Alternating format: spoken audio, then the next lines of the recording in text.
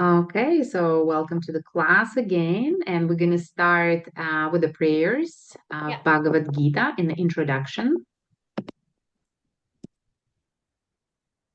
Okay. Did you see the screen? Yeah. Okay, perfect. So let me read the first, and then you're going to repeat after me. Okay? Okay. Okay. Om Jnana Timirandasya Om Jnana Timidantasya. Jananjaya Shalakaya Janajaya Shailokaya. Chakshur Unmilitam Yena Chakshur Umilitayena. Tasmai Shri Gurave Namaha Taismai Shri Guruve Namaha.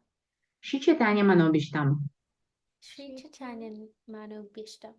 Sthapitam Yena Bhutale Statitan Yena Bhutale. Swayam Rupa Kadamahyam Swayam Rupa Kadamaha. Dadati Sva Padantikam. Dadati Swa Padantikam. Please read this translation. I was born in the darkest ignorance, and my spiritual master opened my eyes with the torch of knowledge. I offer my respectful obeisances unto him. When will Srila Rupa Goswami Prabhupada, who has established within this material world the mission to fulfill the desire of Lord Chaitanya, give me shelter under his lotus feet? Okay. Vandeham Shiguro Shri Yuta Pada Kamalam. Bandaha Shri Guru Sri Yudpada Kamala. Yuta Pada Kamalam. Yudapada Kamala. Shri Gurun Vaishnavam Shcha. Shri Guru Vaishnavam Cha. Shri Rupam Sagrajatam. Shri Rupam Sagrajatam. Sahagana Radhu Natham Vitam Tam Sajivam. Sahagana Raghu Nata Vitam Tam Sajivam. Sadvaitam Savathutam Parijana Sahitam.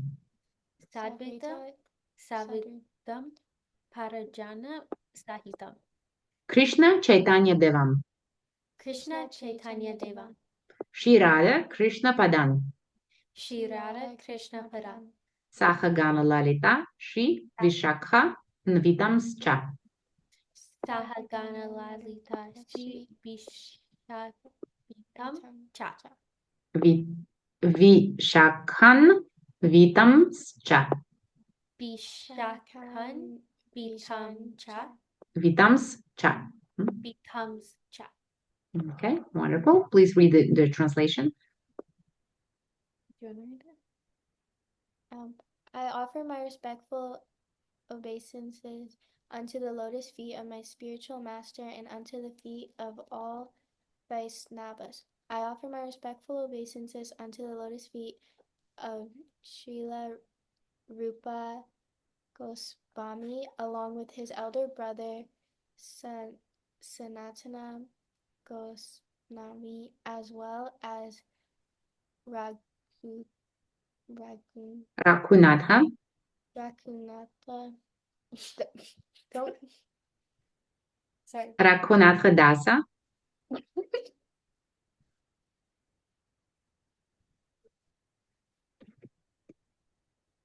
We go. You're making me laugh. I'm sorry. Okay. Okay.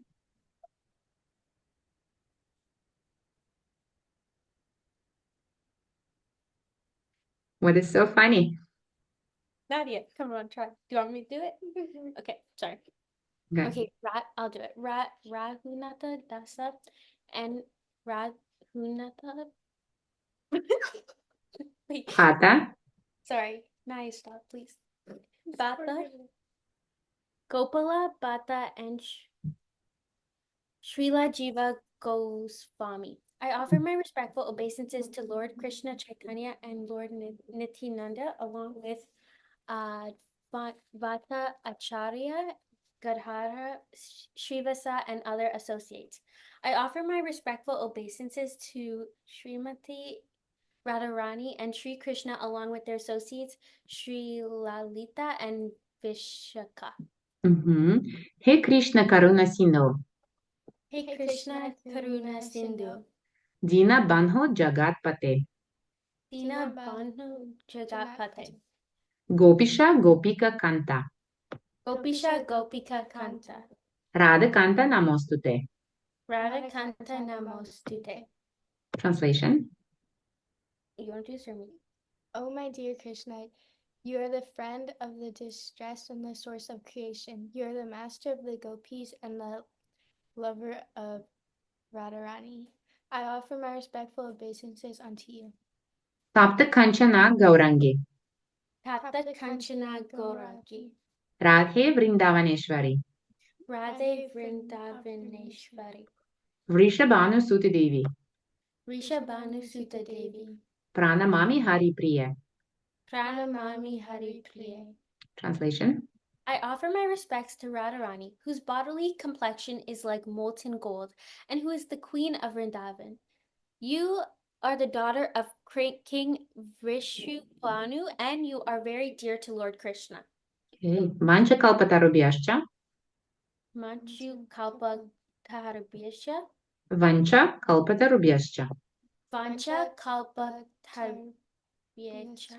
Rubhyascha. Rubyecha. Rubhyascha. Rubyascha. Vancha Kalpatarubhyascha. Vancha Kalpa Turibhyascha. Kripa Sindhupya Evacha. Kripa Sindhubhya Ivacha. Patitanam Pavanepyo. Patitanam Pavam Vieho. Pavanepyo. Pahabhyeho. Pavanepyo. Pavanebhyo. Vaishnavepyo Namo Namah. Vaishnavebhyo Namo Namah. Vaishnavepyo Namo Namaha. Vaishnavebhyo Namo Namaha. Translation. I offer my respectful obeisances unto all the Vaishnava devotees of the Lord. They can fulfill the desires of everyone just like desire trees, and they are full of compassion for their fallen souls. Shri Krishna Chaitanya Prabhu Nityananda. Shri Krishna Chaitanya Prabhu Nityananda. Shri Advaita Gadadhara Srivasa Di Gora Bhakta Vrinda. Shri Advaita Gadadhara Srivasari Gaura Bhaktavinda. Translation. I offer my obeisances to Shri Krishna Chaitanya, Prabhu Nityananda, Sri Advaita Gadadhar, Shivashari, and all other in the line of devotion. Perfect. And let's chant together Mahamantra. Hare Krishna, Hare Krishna, Krishna, Krishna, Hare Hare, Hare Rama, Rama Rama, Hare Hare. Okay, wonderful. So let's open page number 8 and we're going to start. What is material nature? Let me find it on the screen as well. Okay.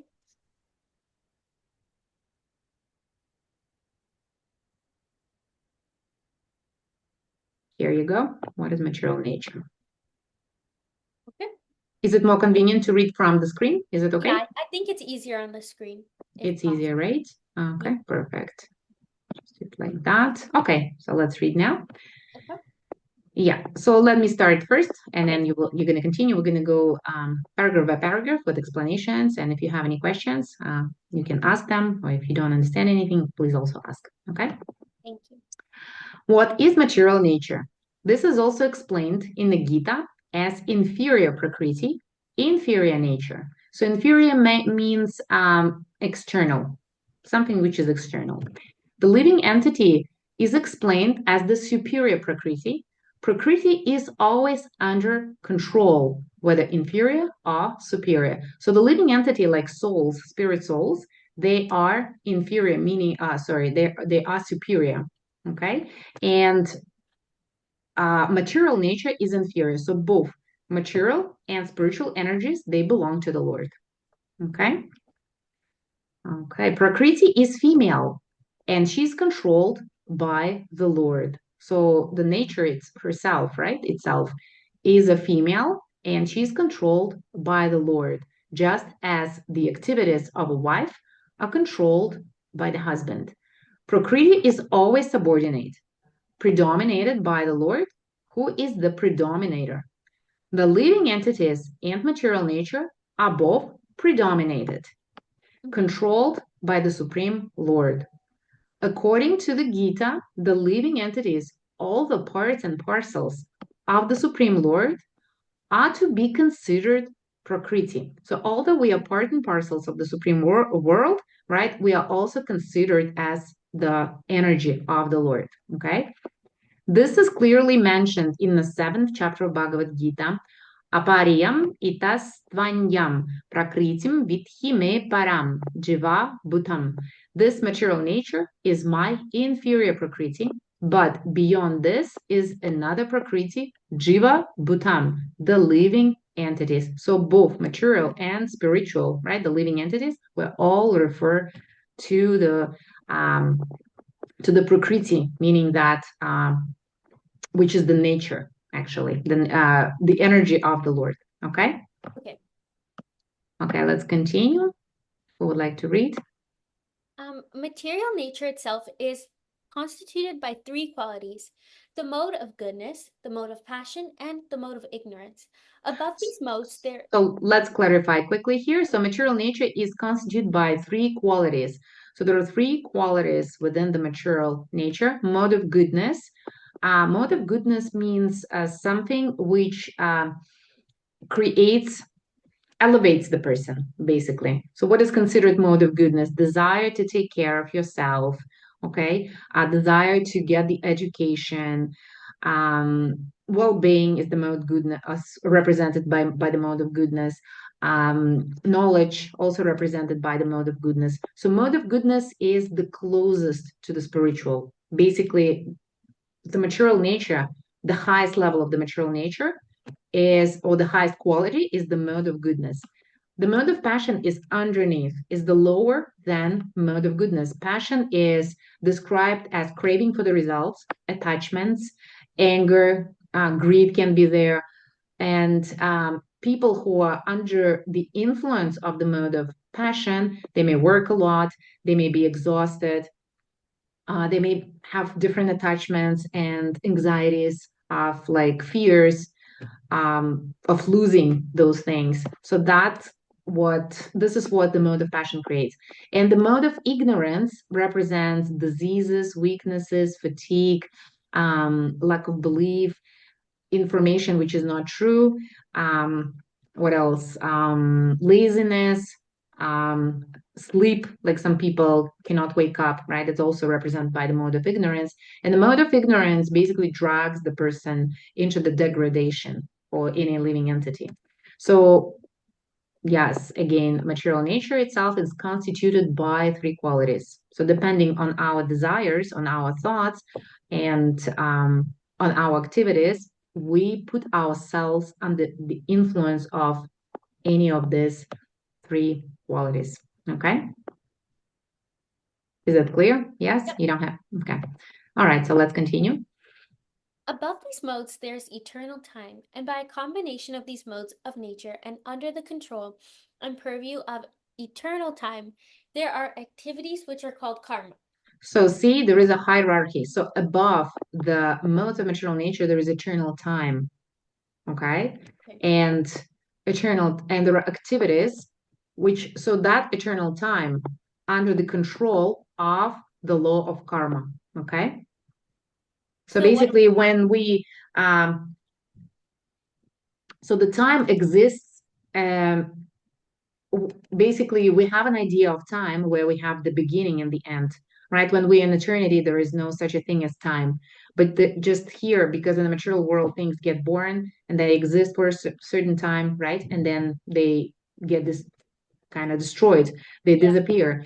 So the eternal time exists in this material world, it controls it. Okay. And that eternal time, the control of that time is called karma. So at certain time, things appear, they come in place, certain things happen. So this is all karma. Okay. Mhm. Okay. These activities are being carried out from time immemorial, and we are suffering or enjoying the fruits of our activities. For instance, suppose that I am a businessman and have worked very hard with intelligence and have amassed a great bank balance.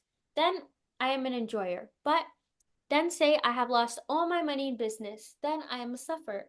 Similarly, in every field of life, we enjoy the results of our work, or we suffer the results. This is called karma. Yes. So karma takes place when we consider something as our own. Okay. So, for example, if a cashier, um, he works with money, for example, right? He doesn't consider that money, or he or she doesn't consider that money as hers. So there is Yeah. no karma accumulated when she works with money. But if she takes that money, there will be the law of karma that will punish her if it's not her money. Okay. So as soon as we think that something belongs to us, this is called illusion because nothing in this world belongs to us. It belongs to the Lord. Lord gives things to us, right? In the form of food, in the form of air that we breathe in the form of water, in the form of friends and parents and everything. So that is given to us, but doesn't mean that we are the lords of those things, that they belong to us, right? They're given to us. So there is a difference between having and possessing, for example, right? So as soon as we think that I am in possession of something, that law of karma comes in place and we start either enjoying the results of our possessions or suffering from them. Okay. Yeah. Okay. So let's continue. You wanna go? No. Ishvara, the Supreme Lord, Jiva, the living entity, Prakriti, Prakriti, Prakriti. Prakriti, nature, Kala, eternal time, and Karma, activity, are all explained in the Bhagavad Gita. Out of these five, the Lord, the living entities, material nature, and time are eternal. So let's again memorize this. What is explained in Bhagavad Gita? Jiva, Uh-huh. Prakriti, Na- Kala, Uh-huh.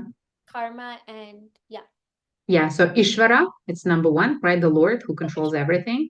Then Jiva, the living entity, we're parts and parcels of the Lord. Prakriti, number three, the nature. Okay, we are part of that nature. Kala, the eternal time that controls karma. And then karma, our activity, because we act within the material world. Because of our activities, we accumulate different results if we think that things belong to us. All right, so these are the things that are explained in Bhagavad Gita. Okay, let's continue. Out of these five, the Lord, the living entities, material nature, and time are eternal. The manifestation of Prakriti may be temporary, but it is not false.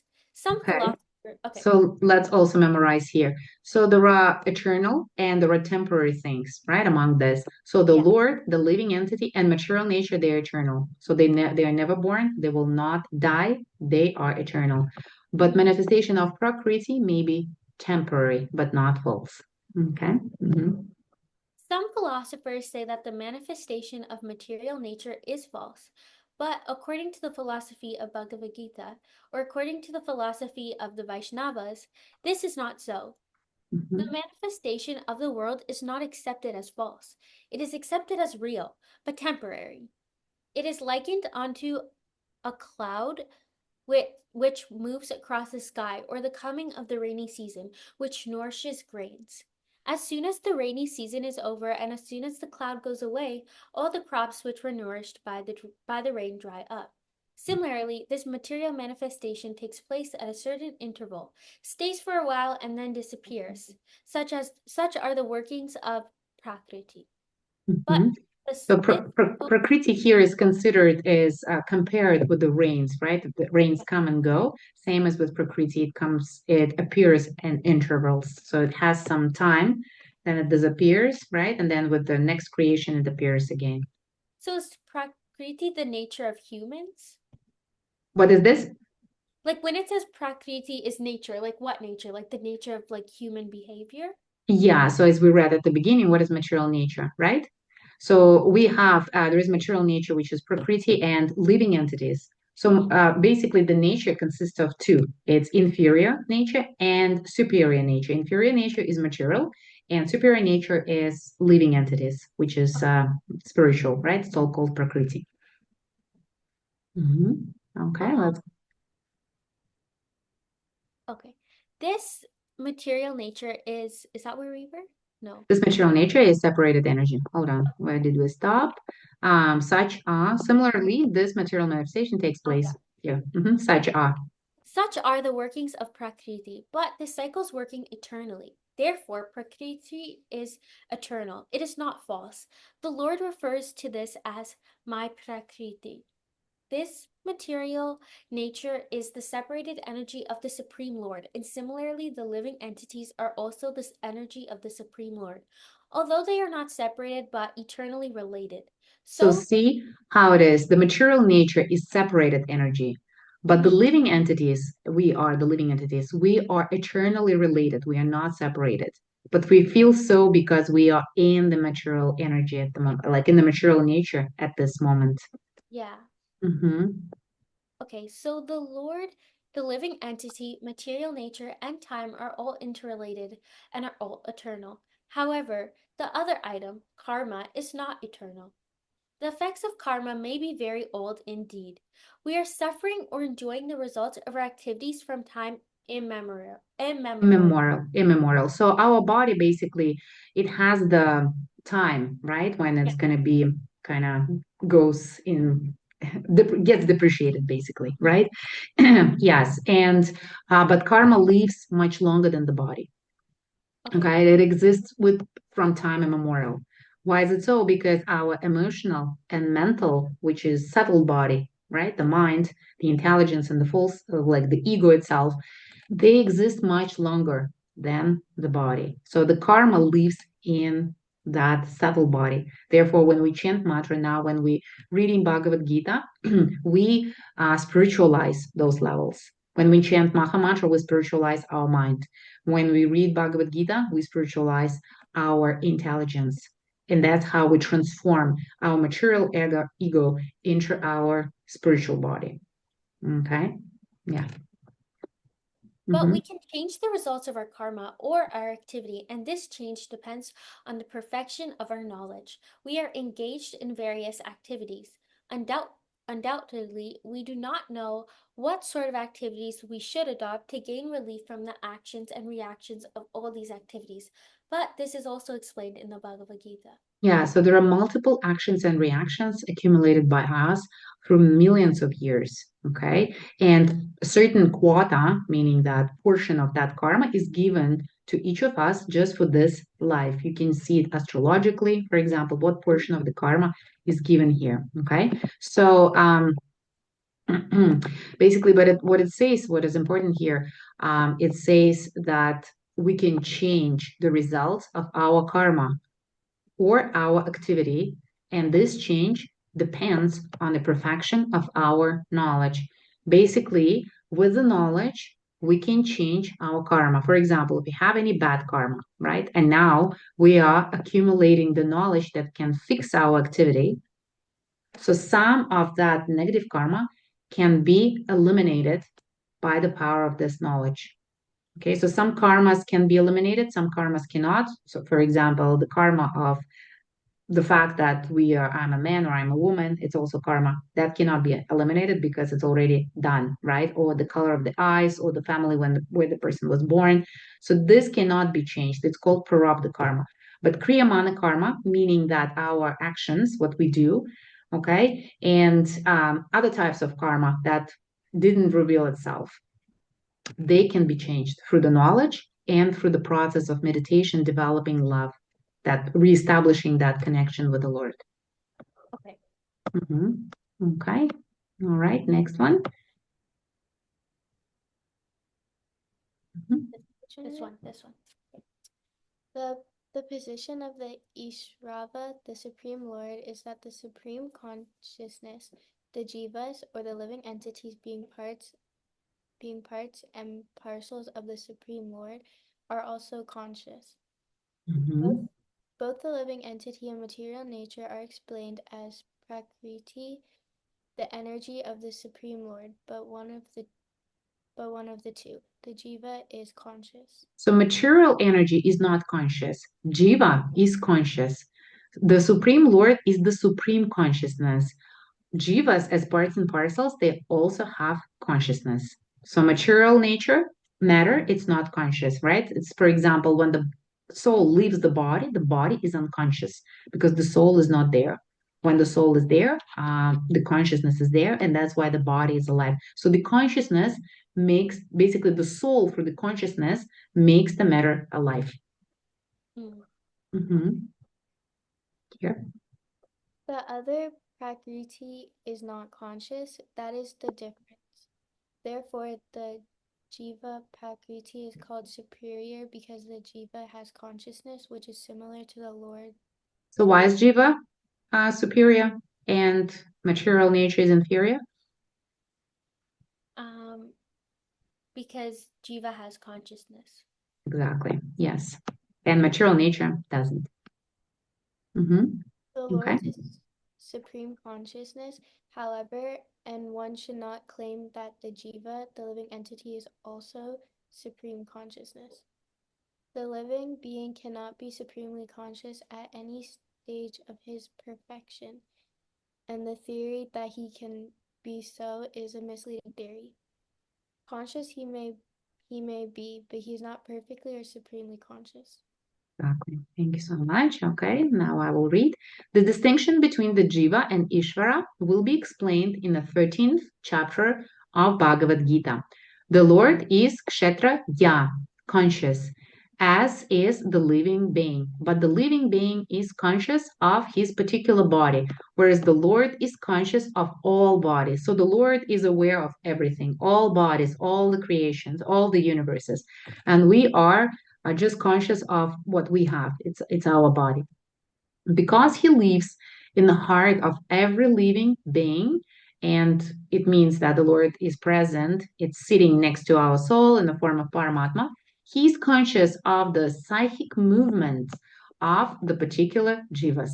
We should not forget this. It is also explained that the Paramatma, the Supreme Personality of Godhead, is living in everyone's heart as Ishvara, as the controller, and that he is giving directions for the living entity to act as he desires. So Paramatma is the witness. Paramatma witnesses all our actions, reactions, everything, what we want, what we don't want, what we do. Like, for example, if we do something towards another person, it's the same as we do it to the Lord because Paramatma is present in the like next to the soul of that person. Like if we do good to the person, any person, so we do it to the Lord. If we do bad to the person, we do it to the Lord. So Paramatma basically accepts that, and then Supreme Lord basically reacts to that. He responds to that.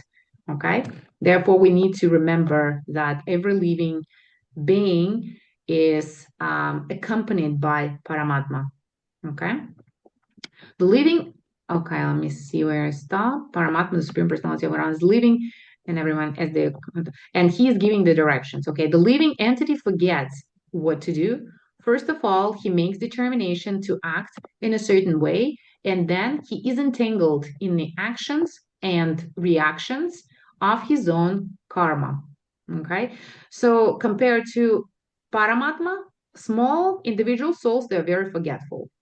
We don't know, we don't remember what happened to us like 5 years ago on the same day, right, at the same time, and etc.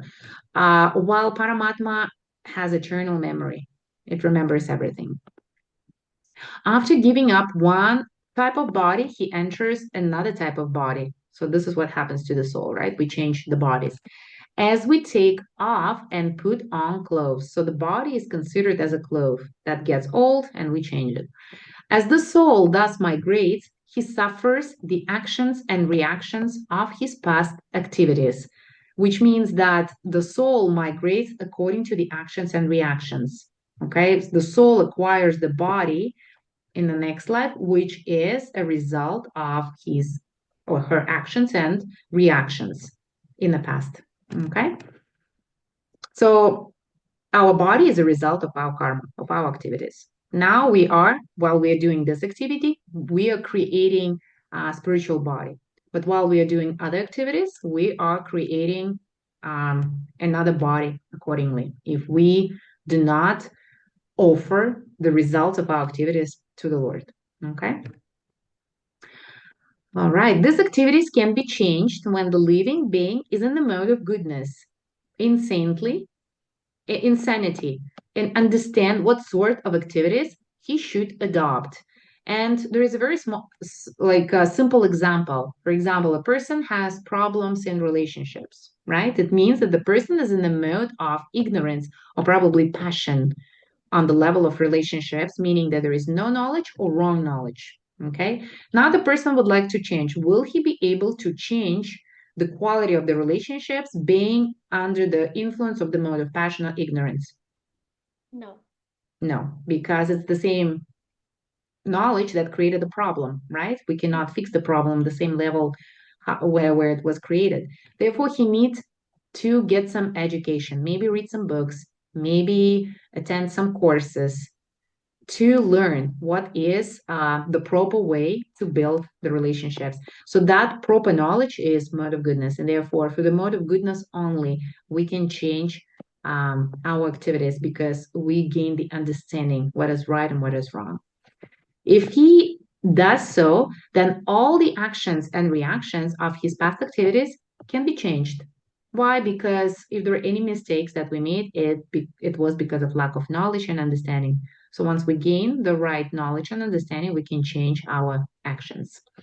Consequently, karma is not eternal. Therefore, we stated that of the five items, Ishvara, which is the Lord Himself, Jiva, which is the living entity, Prakriti, which is nature, time, uh, and karma, four are eternal, whereas karma is not eternal. So, which is a good news for us that we can change our karma. Okay, let's continue. The Supreme Conscious Ishvara is similar to the living entity in this way. Both the consciousness of the Lord and that of the living entity are transcendental. It is not that consciousness is generated by the association of matter. That is a Yeah, mistake. this is very important. Consciousness is always transcendental. It is spiritual. Our consciousness is always spiritual. It's not generated by the association of the matter. Okay. So when we now restore our spiritual consciousness, what are we doing? We are actually making effort to reach our natural, our natural condition. Okay. Because spiritual consciousness is our natural condition, is our natural state of being. Okay. Okay. Mm-hmm. The theory that consciousness develops under certain circumstances of material combination is not accepted in the Bhagavad Gita. Consciousness may be pervertedly reflected by the covering of material circumstances, just as light reflected through colored glass may appear to be a certain color. But the consciousness of the Lord is not materially affected. Lord Krishna says, Maya Daya Shana Prakriti. When he descends into the material universe, his consciousness is not materially affected. If he were so affected, he would be unfit to speak on transcendental matters as he does in the Bhagavad Gita. Mm-hmm. One cannot say anything about the transcendental world without being free from materially contaminated consciousness. So, in other words, to teach so the person who can teach Bhagavad Gita should be on the level of transcendental consciousness. One cannot say anything about the transcendental world without being free from material contaminated consciousness. Okay. Mm-hmm. So the Lord is not materially contaminated. Our consciousness at the present moment, however, is materially contaminated. The Bhagavad Gita teaches that we have to purify this materially contaminated consciousness. In pure consciousness, our actions will be dovetailed to the will of the Ishvara, and that will make us happy. It Yeah. is So, when our actions are in harmony with the will of the Lord, that will make us. This is the secret of happiness. Mhm. It is not that we have to cease all activities. Rather, our activities are to be purified, and purified activities are called bhakti. Mhm. Activities in bhakti appear to be like ordinary activities, but they are not contaminated. An ignorant person may see that a devotee is acting or working like an ordinary man. But such a person with a poor fund of knowledge does not know that the activities of the devotee or of the Lord are not contaminated by impure consciousness or matter. So, in other words, what is impure? Impure means um, the consciousness that is full of pride, right? In the mode of goodness, the person can be very proud, or the consciousness which is full of cravings and attachments, or the consciousness which is against health and proper order of life, right? So that the spiritual consciousness is not affected by these symptoms. Okay. They are transcendental to the three modes of nature. We should know, however, that at this point our consciousness is contaminated. Yeah, so once we purify our consciousness and gain that transcendental level, we become basically unaffected towards by the material modes of nature. All right, next paragraph. When we are when, Mhm. when we are materially contaminated, we are called conditioned. Conditioned. False Uh-huh. consciousness is exhibited under the impression that I am a product of material nature. This is called false ego. One who is Okay, this is also very important. Okay, when we think that I'm a product of material nature, this is called false ego. So, what is our true ego? um a true ego is understanding that like we're only here because of God, because of Krishna. Yes, our true ego that we are spirit souls, right? Who am I? I'm a spirit soul and I'm part and parcel of the Lord. Yeah. This is our true ego, right? The false consciousness, which creates the false ego, is that I'm the product of material nature. Yeah. I'm this body, I'm this hand, I'm this status, I'm this role, right? It's all false ego. This doesn't reflect the truth of who we are. Mm-hmm. Okay. One who is absorbed in the thought of bodily conceptions cannot understand his situation. Bhagavad Gita was spoken to liberate one from the bodily conception of life, and So what Arjuna is the purpose of Bhagavad Gita?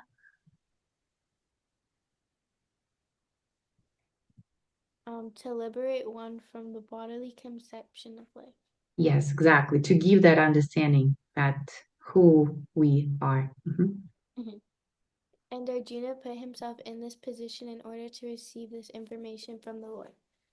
One Mhm. must become free from the bodily conception of life. That is the prelim- Preliminary. preliminary activity for the transcendentalist. Hmm. One who wants to become free, who wants to become liberated, must first of all learn that he is not his material body. So yeah, so this understanding will lead us to the liberation. We understand that we are not this material body, right? That we are not our desires, we are not our thoughts, we are not our relationships, we're not our connections, we're not our sufferings, and we are not our material happiness. That will, um, this is the liberation, basically, once we understand our true identity. Mhm. Mukti Mukti. Mhm. or liberation means freedom from material consciousness. In the Srimad Bhagavatam, also the definition of liberation is given. Muktir hin, Itvanyatha intanyata rupam rupan svar, svarupena svarpena vyas, via. vyas, Mhm. vyas, in. Mhm. Mukti means liberation from the contaminated consciousness of this material world and situation in pure consciousness. Mhm. All the instructions of Bhagavad Gita are intended to awaken this pure consciousness, and therefore we find at the last stage of the Gita's instructions that Krishna is asking Arjuna whether he is now in purified consciousness. So, what is the intention of Bhagavad Gita?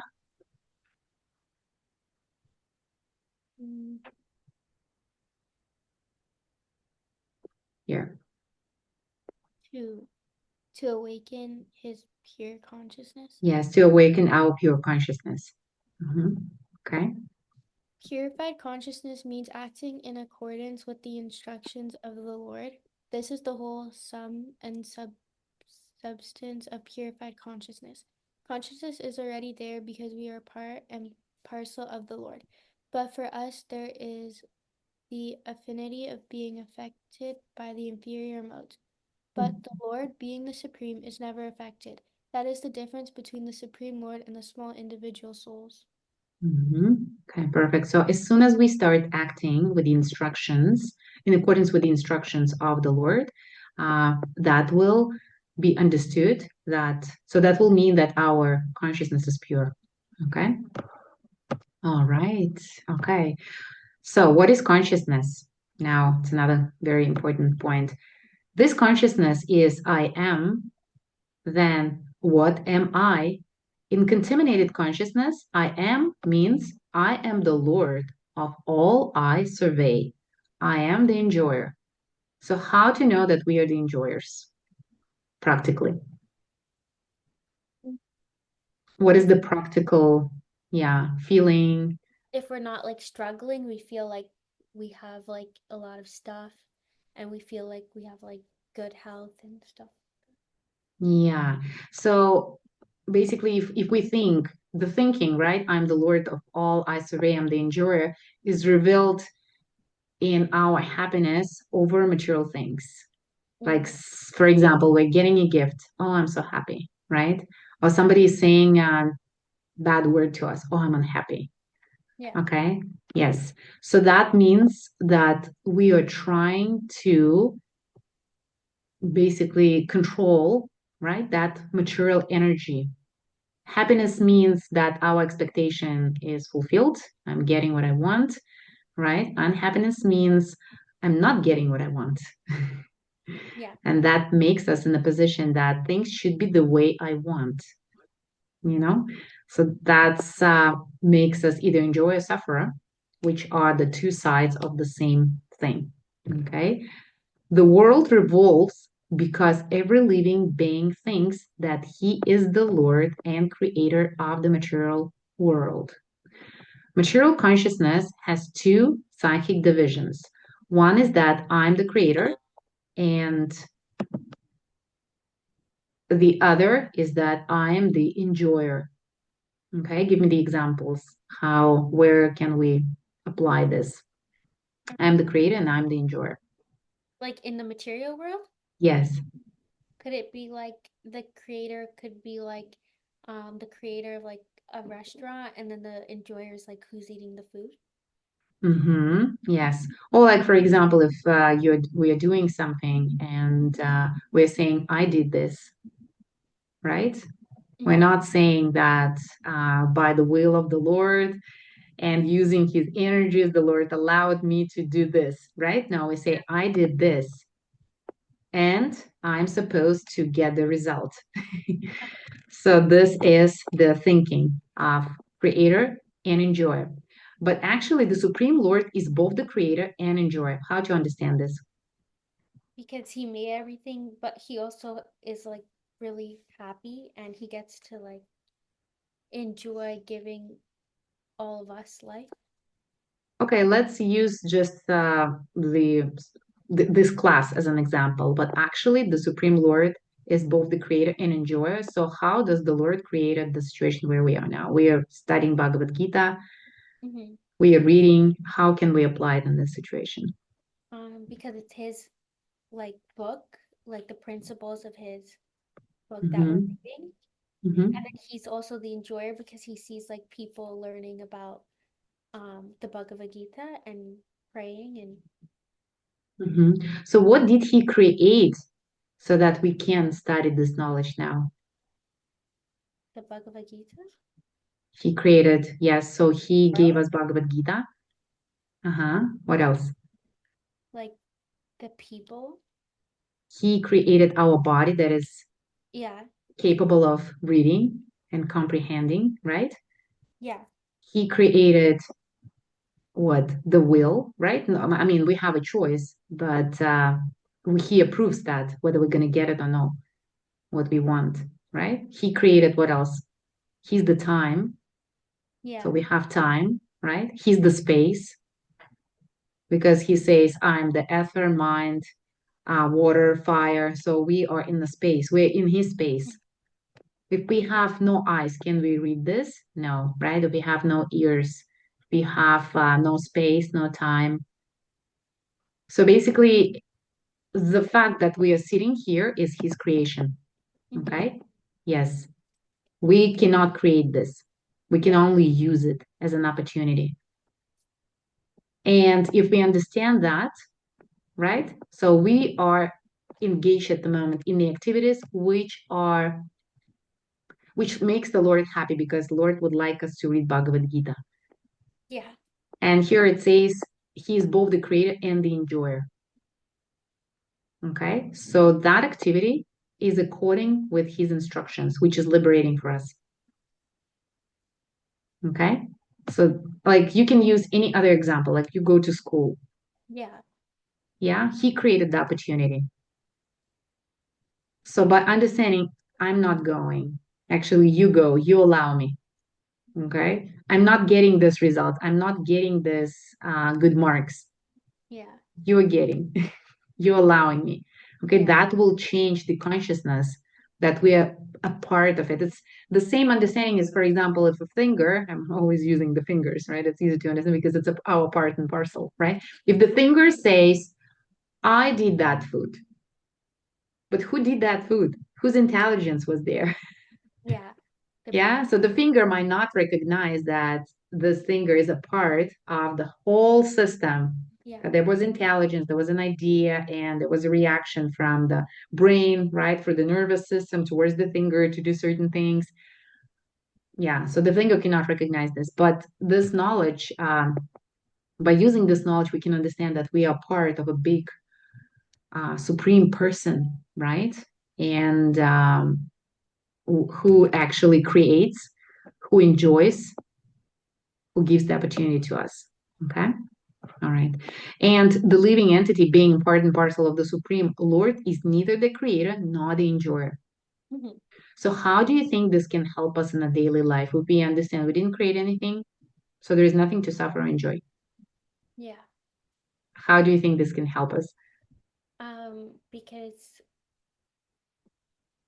we can feel like everything we do, it's not us doing it. So we'll have like gratitude that we got like this skill to be Yeah. able to study, to be able to hear, to be able to learn. Okay. Yeah. So if we speak about good opportunities, right, we can say, oh, thank you for the opportunity to do this, right? Mhm. And we will feel gratitude instead of separate happiness from the Lord. It's like, oh my God, I'm giving all this sweets, but I'm not going to share with my mom who bought it for me. You know what I mean? Yeah, it's Yeah. not. It's a different mentality. Oh, thank you, Yeah, mom, for giving it to me just because of yeah, you, I have it, right? So yeah. here is the same. But what if something negative happens? Then we know like it's not in our control and that like eventually it'll pass over. Yes, eventually it will pass over, but why is it happening? So it is also creation, right? How was that created? It was maybe that had to happen for something else to happen later on, the karma. Yeah, so it can be a result of karma. So good and bad can be a result of karma. If we consider it good and bad, then we suffer or enjoy. Then we call it karma. If we don't consider it like as happiness or distress, as we just say, oh dear Lord, just guide me what to do in this situation, and I will do whatever you say, right? And I will read the books and I will get the education, then it's not, we will become karma free, basically, because we understand that even the law of karma was created for those who would like to enjoy, to possess what belongs to the Lord. If we are out of this, we stop suffering or consider material happiness as an enjoyment. But then what comes in place? We as living entities cannot live without happiness. How can we enjoy them? We can find happiness in other stuff like the Lord. Yes. So remember what the Lord, what was said here. So once our consciousness is pure and we start feeling this eternal connection with the Lord, this is the true happiness. So Yeah. the happiness basically it's not conditional. We make it conditional by trying to possess things. We think if I have this, if I have that, I'm happy. If I don't have this, I'm unhappy. So we condition ourselves. Okay. And this is the influence of the modes of material nature. But if we think I have everything I need, the Lord takes care of me. He gives me everything I need. He loves me. He protects me. Mhm. Okay. So that actually put a lot of stress from. Like it's a great relief, Mm-hmm. just imagine if we think that way. So with that thinking, yes, that means pure consciousness. Eternal happiness comes in place. No matter what happens, you feel eternally happy because you are in that supreme connection with the Lord. Okay. Okay, let's finish this. All right. So if the living entity is not create and enjoy, but a cooperator. So our position is to cooperate in the activities of the Lord. Mm-hmm. We are parts and parcels, like the same as our hand cooperates with us, right? We want something and we want to grab something, so the hand cooperates. Our hand doesn't say, "Oh, I did this. I don't know you," right? So that's how it works. Okay, we're gonna finish this, and it's gonna be the end for today. Okay. Okay. So, for instance, a part of a machine cooperates with the whole machine, a part of the body cooperates with the whole body, the hand, leg, eye, and so on are all part and parcel of the body. They are not actually the enjoyers. Okay, you got the analogy here, right? The stomach is the enjoyer. The legs move, the hands supply food, the teeth chew, and all parts of the body are engaged in satisfying the stomach because the stomach is the principal factor that nourishes the body's organization. So basically, if you don't feed the stomach, you won't be able to move, right? Because you won't have the energy. So there is one central part of the body that enjoys so that the rest of the body can function properly. Same as here. If we satisfy the Lord, we can function properly. Okay. Therefore, everything is given to the stomach. Once now one nourishes the tree by watering its roots, right? What if we don't water the roots? What if we put the water on the leaves? What happens? It's not gonna grow as well. Exactly, yeah. So the tree is going to die. One nourishes the body by feeding the stomach. For if the body is to be kept in a healthy state, then the parts of the body must cooperate to feed the stomach. Similarly, the Supreme Lord is the enjoyer and the creator, and we, as subordinate living entities, are meant to cooperate to satisfy the Lord. So, how can we cooperate then? The question. What do we need to know or to do in order to cooperate? With the Lord, Yeah, we need to first understand that He's the creator and the enjoyer. yes. So just to cooperate with anyone, what do you need to know? How You can, yeah, you need to like understand each other's perspective, exactly. What else? Perspectives. respect. Uh-huh. Um, Respect. Okay. um, Mm-hmm. you have to be like open-minded, Open-minded. Okay. and you have Have to like, both be dedicated to whatever your common goal is. exactly. So this is a very important word, common goal. Okay. So basically we need to understand the Lord's expectations, his desires in order to cooperate. We don't know his desires, we cannot cooperate with him. We don't Mm-hmm. know what he wants, right? We can, so it's first. And then we need to have the desire to cooperate. Mm-hmm. Okay. This cooperation will actually help us, just as food taken by the stomach will help all other parts of the body. If the fingers of the hand thinks that they should take the food themselves instead of giving it to the stomach, then they will be frustrated. Imagine if hands are taking the food for themselves and then not giving it to the stomach, and the stomach is hungry, it's not feeding the body, what's going to happen with the hands? Yeah, they're gonna die. Yeah, they're gonna get weak and sick, right?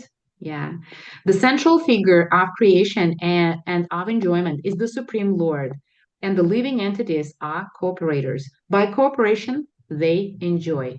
Okay, so this is important. By cooperation, we enjoy. So Mm-hmm. in our heart and our prayers daily, what should we say? Dear Lord, please act for me. Mm-hmm. Dear Lord, I belong to you. I'm not acting, you're acting for me, through me. Okay. Okay. Yes. So I'm not talking. You are talking through me. I'm not Mm-hmm. helping anyone. You are helping. You are solving the problems. Please guide me. Okay. And in that case, the Paramatma will be guiding in the way so that we can cooperate with the Lord. The relation is also like that of a master and a servant. If the master is fully satisfied, then the servant is satisfied. Similarly, the Supreme Lord should be satisfied, although the tendency to become the creator and the tendency to enjoy the material world are there also in the living entities because these tendencies are there in the Supreme Lord who has created the manifested cosmic world. So we need to accept that too, that we have that tendency, right, to Yeah. become the creators because the Lord is creator himself. Okay, but we need to know who is in control, who gives the results, to whom they belong, and what is our role in the process. And by the proper understanding, we will feel liberated. Okay. Okay. All right. So for today, it is the end. Let me stop sharing the screen. Okay. So what are your realizations from today's class? I think my real oh sorry, did you want to go? No, go ahead. I think my realization was that like I like how the Bhagavad Gita has like five sectors because I think it'll be easier to navigate like what's going on when. And then I also learned that the Jiva is like the closest thing to the Supreme Lord Ishvari, I think. Ishvara. Mhm. Yeah, because they're similar because the jiva is like close. It's related to like the spiritual consciousness, but it can never mimic like the exact consciousness of like God. So why can't it mimic? It's very It's important. still material. What is this? It's still materially like uh Yeah, so one difference is that our consciousness is material contaminated, but what if our consciousness is purified? um it still can't Uh-huh. And why is it so? because even if it's like pure, you it is it because we're like on the material planet? No, actually, because we are subordinate, right? So there is a superior consciousness, which is big, and we're just part of it. We are subordinate. So Okay. we are conscious of just of our own body, and the Lord is conscious of the entire universe, like multiple actually universes, both material and spiritual. Yeah, that's a good point. Thank you so much. Okay. Do you have any questions actually? No? No. Okay. Okay. How about you? Any realizations from today's class? I learned that like you can change like the result of your karma through like knowledge and activities. Oh, that's so amazing. Yes. Okay. And what will be the best result for us when we change the results of our karma? Mm, What is the best result that can make us happy? Remember? It was said there. Purified consciousness, right? Is the best result, what makes us happy. Because through that purified consciousness, we um, awaken our memory of our eternal relationships with the Lord. So that happiness is going to be unconditional. yeah. Okay. Okay. So Wonderful. Uh-huh. what was the thing that you said removed like millions of years of karma? Chanting, was it? Say again. What is your question? Like at the start you said there's something that removes like years and years of like karma building up. Yeah. So the chanting, the process of the chanting is purification, right? Yeah. And within this purification, we get out of the modes of material nature of that influence and we revive our pure consciousness. So once we pure enough to feel love of God, once the bhakti is developed in our heart, and we understand that we don't want any more, we don't want to be happy through material means anymore. The only happiness is to satisfy the Lord. So at that moment, all our karmas that were eliminated, oh, sorry, accumulated Hmm. millions of years will be eliminated right away. Okay. So once there is that desire, you're free. Okay. And that's why we're chanting and that's why we're reading in order to develop, Yeah. not to develop, to revive actually, because our relationship is eternal and our spiritual consciousness is eternal. We just need to purify it. Okay. So yeah, thank Okay. you. Okay. Thank you so much for wonderful Thank questions. you. And we'll, And have a good evening. you too. Thank you. Bye bye. Bye. Bye.